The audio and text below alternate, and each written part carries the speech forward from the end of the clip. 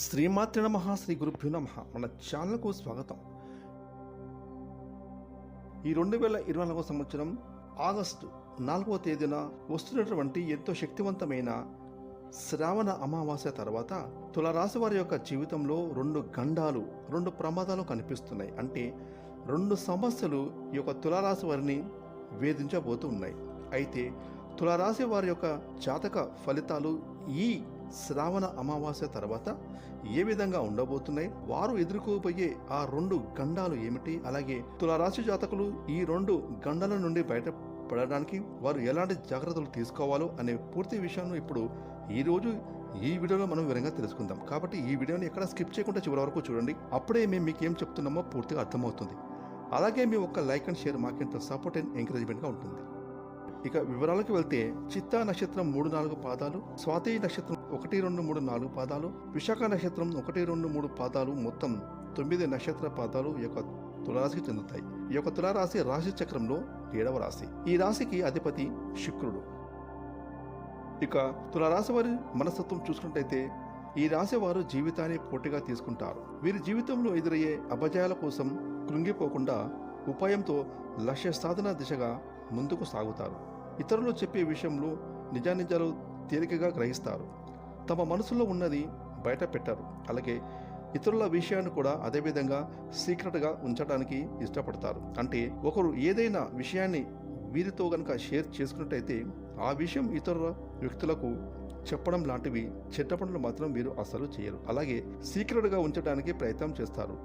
భూమి, వాహనం, యంత్ర సంబంధిత వృత్తి వ్యాపారాలు వీరికి బాగా కలిసి వస్తాయి. ఇక వృత్తి ఉద్యోగం పరంగా వీరు నిజాయితీగా నడవడానికి ఇష్టపడతారు. తమ ఆలోచనలు కానీ తమ యొక్క నిర్ణయాలు కానీ బయటకు అస్సలు చెప్పరు.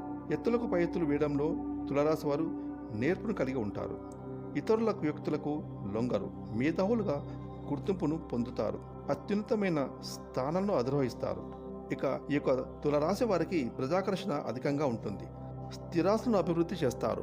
ఆర్థిక క్రమశిక్షణను బాగా పాటిస్తారు. అనువంశికంగా వచ్చిన వ్యాపారాలను అభివృద్ధి చేస్తారు. అయితే ఈ తులారాశి వారి యొక్క జాతకం ప్రకారం ఈ శ్రావణ అమావాస్య తర్వాత వీరి జీవితంలో రెండు సమస్యలైతే వారిని వెంటాడబోతున్నాయి.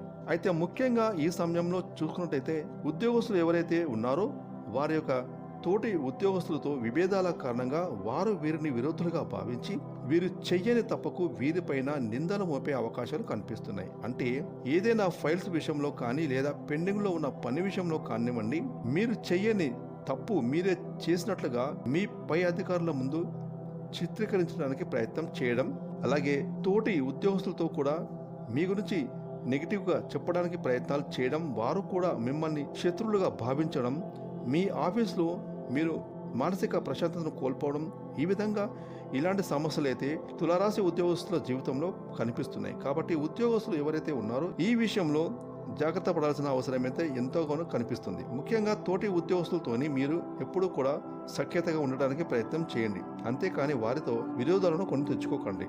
ఇక రెండవ సమస్య ఏంటి అంటే తులారాశి వారికి ఈ శ్రావణ అమావాస్య తర్వాత వచ్చేటటువంటి రెండవ గంటం ఏంటంటే వివాహం జరిగిన తర్వాత తులారాశి వారికి అది స్త్రీలే కానివ్వండి పురుషులే కానివ్వండి మీ జీవితంలో కొన్ని సమస్యలు ఎదురవబోతున్నాయి. ముఖ్యంగా మీ యొక్క బంధం బలహీనపడే పరిస్థితి అయితే కనిపిస్తుంది. మీ జీవిత భాగస్వామితో అపార్థాలు చోటు చేసుకొని విభేదాలకు దారి తీస్తాయి. అయితే గొడవలు తారాస్థాయికి చేరుకొని మీ బంధం బలహీనపడటమే కాకుండా కొన్నిసార్లు తొందరపడగా మీరు కొన్ని నిర్ణయాలు తీసుకుంటారు. ఎందుకంటే ఈ సమయంలో ఆ విషయంతో ఆలోచించకుండా మీరు తీసుకునే కొన్ని నిర్ణయాలు మీ కుటుంబాన్ని చిన్నాభిన్నం చేయబోతున్నాయి. ఎందుకంటే ఈ సమయంలో మీ జీవిత భాగస్వామితో గొడవల కారణంగా మీరు వారికి దూరం కావాలనే ఆలోచన చేస్తారు. అంటే ముఖ్యంగా విడిపోవాలనే ఆలోచన చేస్తారు. ఆ విధంగా మీ మధ్య గొడవలు తారాస్థాయికి చేరుకునే అవకాశాలు కనిపిస్తున్నాయి. కాబట్టి ఈ విషయాన్ని భార్యాభర్తలు ఇద్దరు కూడా అర్థం చేసుకోవాల్సిన పరిస్థితి ఎంతైనా కనిపిస్తుంది. కాబట్టి ఈ విషయంలో మీరు జాగ్రత్తగా ఉండాలి. ఒకరు గట్టిగా వారిస్తున్నప్పుడు మరొకరు మౌనంగా ఉండడానికి ప్రయత్నం చేయండి. ఎందుకంటే కుటుంబంలో మానసిక ప్రశాంతత లేకుండా పోతుంది. మీ వల్ల మీ సంతానం కూడా మానసిక ప్రశాంతతను కోల్పోతారు. ఈ విధంగా తులారాశి వారి యొక్క జీవితంలో ఈ శ్రావణ అమావాస్య తర్వాత ఉద్యోగస్తులకు ఉద్యోగాల్లో తోటి ఉద్యోగస్తులతో విభేదాలు, శత్రుత్వం, అదేవిధంగా మీ కుటుంబంలో మీ జీవిత భాగస్వామితో గొడవలు, విభేదాలు అనేవి 2 గండాలు సమస్యలు అయితే కనిపిస్తున్నాయి.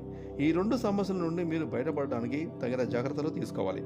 ఇక తులారాశి వారు ఈ 2 సమస్యల నుండి బయటపడడానికి ప్రతి సోమవారం రోజు రావి చెట్టు యొక్క ఆకును తీసుకొచ్చి ఆ ఆకుపైన ఒక ప్రమిదను పెట్టి మీ పూజా మందిరంలో ఆ శివ భగవానుడి కోసం దీపాన్ని వెలిగించండి. ఈ విధంగా 3 సోమవారాలు రావి చెట్టు ఆకుపైన దీపాన్ని వెలిగించడం వల్ల ఆ భోలాశంకరుడు మీ సమస్యను అన్నింటి నుండి మిమ్మల్ని బయటపడిస్తారు. అదేవిధంగా ప్రతి శనివారం ఆలయానికి వెళ్ళి శనిదేవునికి దీపారాధన చేసి శని భగవాన్ చుట్టూ ప్రదక్షిణలు చేయండి. ఇలాంటి దేవతారాధన మీకు ఎంతగానో మేలు చేస్తుంది.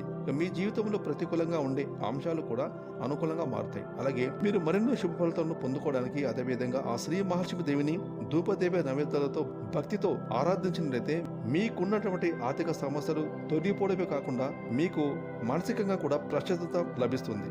చూసారు కదండి, రాబోయేటటువంటి ఈ శ్రావణ అమావాస్య తర్వాత తులారాశి వారి జీవితంలో వారిని వేధించబోయే 2 సమస్యలు, 2 గండాలు ఏమిటో, వాటి గురించి వారు ఏ విధంగా జాగ్రత్తలు తీసుకోవాలో, ఎలాంటి పరిహారాలు చేసుకోవాలో అనే విషయాన్ని తెలుసుకున్నారు కదా.